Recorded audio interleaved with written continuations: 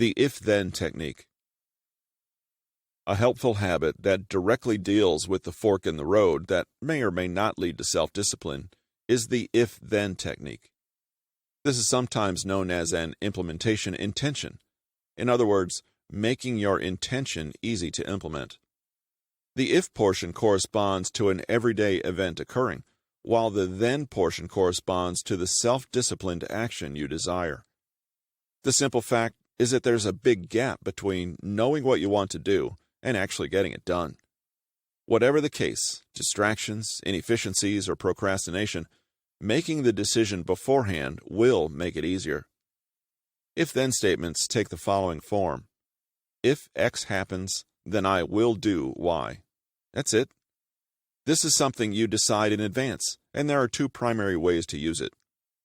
This makes it easier to build self-discipline because all you have to do is plug your desired action in as a natural consequence of something that is certain to happen.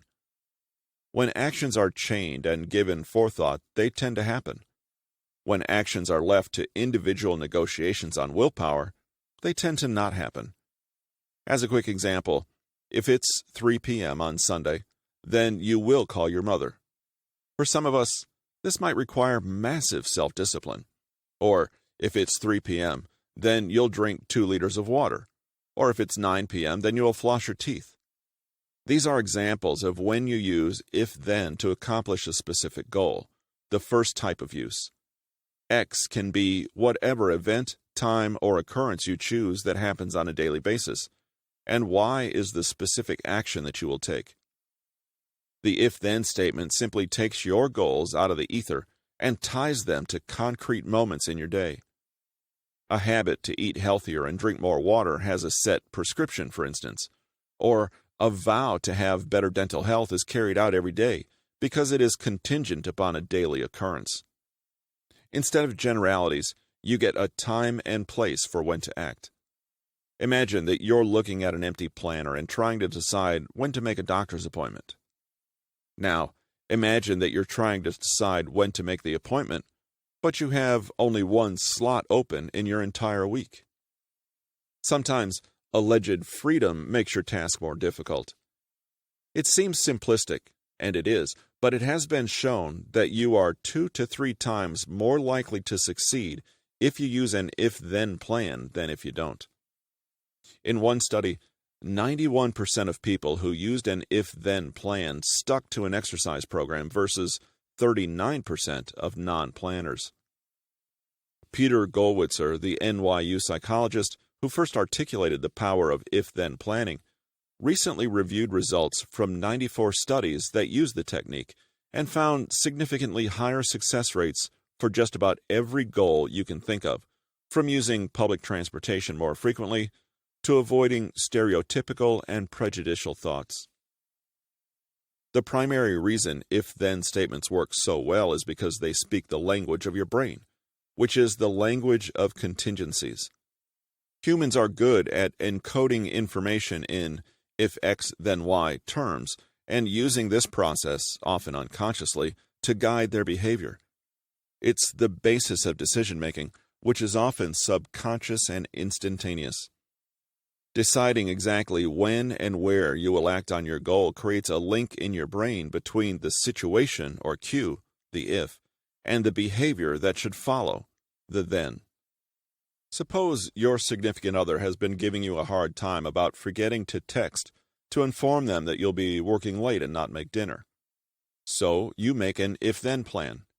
If it is 6 p.m. and I'm at work, then I will text my significant other.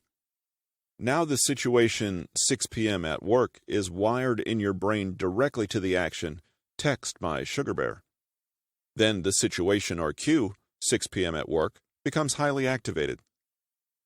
Below your awareness, your brain starts scanning the environment, searching for the situation in the if part of your plan.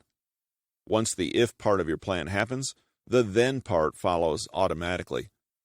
You don't have to consciously monitor your goal, which means your plans get carried out even when you're preoccupied. The best part is that by detecting situations and directing behavior without conscious effort, if-then plans are far less taxing and require less willpower than mere resolutions. They enable us to conserve our self-discipline for when it's really needed and compensate for it when we don't have enough. The second use of the if-then statement is also related to achieving a specific goal. In particular, how to avoid failing at that goal. You would still use if X then Y, but X would be an unexpected situation that you want to maintain control in and deal with. In the first use, X is simply any everyday situation, occurrence, or event. Here, X is something that may not happen, but you want to be prepared for. For instance, if you want to create a habit of drinking water, if you eat out at a restaurant, then you'll get water with lemon only. That's a situation that isn't certain to occur, but it helps you adhere to your habit from the opposite end. Complete these statements before you're in a dire situation, and you can see how they work for you. It's like creating a rule for yourself to abide by. If you've given it thought beforehand, you can default to that guideline and not have to try to make a risky decision in the heat of the moment. Anticipate what's going to happen, and you're a step ahead of the game. As another example, suppose it's your birthday, but you're on a strict diet, and your office has a thing for surprise parties, so you'll probably be getting a cake. If they brought cake, then I'll turn it down and immediately drink a big glass of water. Alternatively, you could be having a problem with procrastination, and you're settling in for a big project you have to finish. You could say, if the phone rings, then I'll ignore it until I'm done. You can get more detailed with these statements and can prepare them for situations with more significance or danger than the above examples, but whatever the case, the if-then technique forces you to project yourself into common scenarios that could trigger reversion to a lack of willpower and makes you plan for those triggers. It takes away your residuals of false justification and excuses for doing the wrong thing, or doing nothing, and sharpens your commitment to meeting your goals.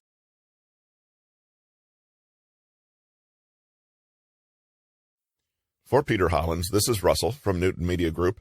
We appreciate you joining us today. Please take a moment and, if it's available, leave a review or a rating on your podcast provider.